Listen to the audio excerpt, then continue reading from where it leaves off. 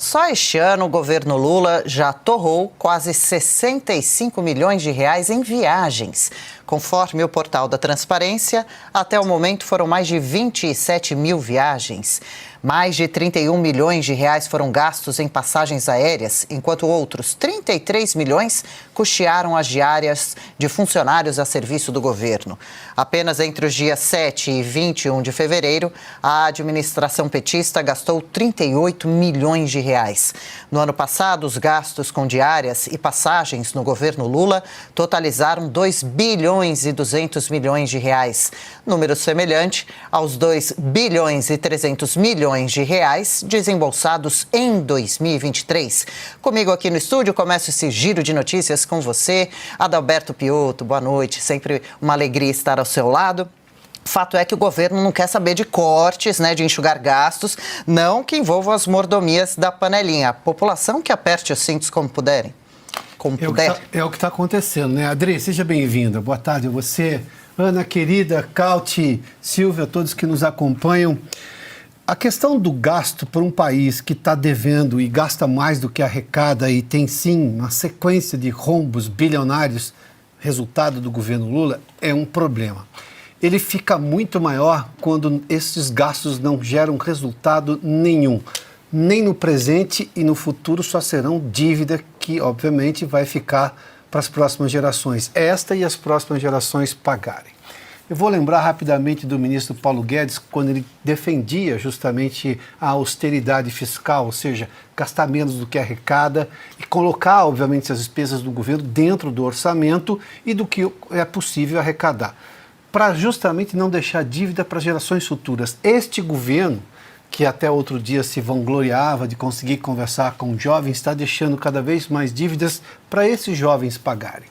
Os mais velhos, até pela sequência da vida, não vão pagar essa dívida. Quem vai pagar são os mais jovens. Quem tem mais chance de pagar são sempre os mais jovens. Então, acho que o resumo da ópera do governo Lula, que é uma ópera grotesca do ponto de vista de administração pública, é um presidente que não tinha a menor condição de voltar ao poder, que estava mascarado, obviamente, as duas primeiras gestões. A primeira dele foi, na verdade, de um plano que o PSDB tinha deixado, da equipe do Malan, que então o ministro Palocci fez até ficar um pouco mais duro, para ter a credibilidade do mercado e, claro, a confiança do povo brasileiro. O segundo mandato daquela bonança toda era, na verdade, a China crescendo 15% ao ano. Nenhuma dessas coisas existe mais neste governo. Neste governo é só Lula. E Lula é exatamente o que foi Dilma. Na verdade, neste momento, até um pouco pior. Os números atuais do governo Lula são piores do que em vários parâmetros do que foi o governo Dilma, que foi sim uma tragédia. Mas o simples e mais claro dessa gastança toda é: o gasto é um problema muito grande, mas fica ainda pior porque ele não está gerando nenhum resultado para o interesse público da sociedade brasileira, ou seja, não gera nenhum resultado positivo para os brasileiros, os pagadores de impostos, Adri. É uma pena mesmo. Silvio Navarro, boa noite também, boa semana para você. A gastança do governo Lula é exorbitante, não tem data de validade. Para o povo, que é uma banana, Silvio? Adriana, boa noite, bem-vinda, Piotto, Cauti, Ana. O fato é que essas viagens não geram nada para o país. Esse é o ponto central. Alguém tem memória de um acordo, um convênio, alguma parceria que o Brasil tenha feito útil no governo Lula? Não, claro que não. Lula já chegou ao poder como o presidente, o mandatário que mais tinha viajado ao longo da história. 80 países. Quando ele reassumiu a presidência no terceiro mandato, tinha visitado 80 países, mais Antártida e a Guiana Francesa. Agora, começa a multiplicar tudo isso com viagens absolutamente inexpressivas.